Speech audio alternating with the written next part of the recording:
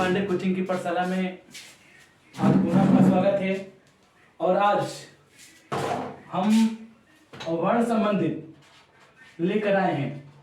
और मैं सबसे पहले चाहूंगा कि जितने भी लोग हैं हमारे चैनल को जरूर सब्सक्राइब करें और जितना हो सके हमारे वीडियो को शेयर करें। मैंने बताया था पिछले वीडियो में कि जो वर्ण होता है वर्ण के कितने भेद होते हैं। तो मैंने बताया था कि वर्ण के दो भेद होते हैं, एक स्वर वर्ण और जो दूसरा होता है व्यंजन वर्ण। ये मैंने पिछले वीडियो में आपको बताया था। तो मैंने ये भी बताया था स्वर के बारे में कि जिस वर्ण का उच्चारण स्वतः यानी अपने आप होता है उसे हम स्वर वर्ण कहते हैं। जिस वर्ण का उच्चारण स्वतः यानी अपने आप होता है हम स्वर वर्ण कहते हैं। ये मैंने पिछले वीडियो में आपको बताया था। अब मैंने बताया था कि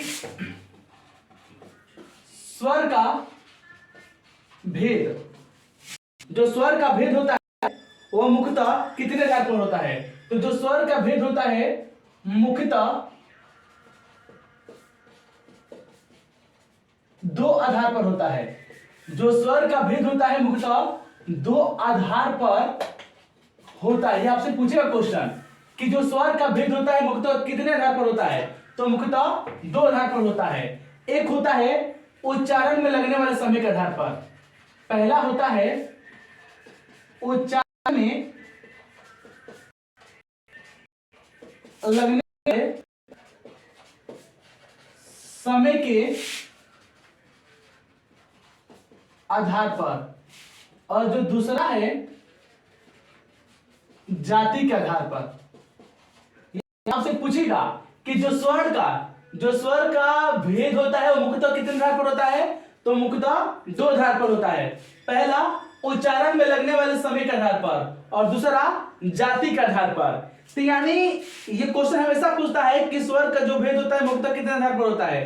तो हम बोलेंगे उस टाइम कि जो स्वर का भेद होता है मुख्यतः दो आधार पर होता है, एक उच्चारण में लगने वाले समय के आधार पर और दूसरा जाति के आधार पर। तो उच्चारण में लगने वाले समय के आधार पर ये जो पहला है जिसको हम देखेंगे, तो पहला में दिया है कि उच्चारण, तो उच्चारण के आधार पर, उच्चारण के आधार पर उच्चारण में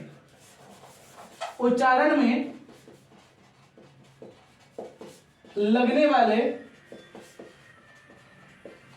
समय के आधार पर स्वर के तीन भेद होते हैं। उच्चारण में लगने वाले समय के आधार पर स्वर के तीन भेद होते हैं। पहला हर्ष स्वर, दूसरा दीर्घ स्वर और तीसरा प्लुत स्वर। ये आपसे क्वेश्चन पूछेगा कि उच्चारण में लगने वाले समय के आधार पर स्वर के कुल कितने भेद होते हैं।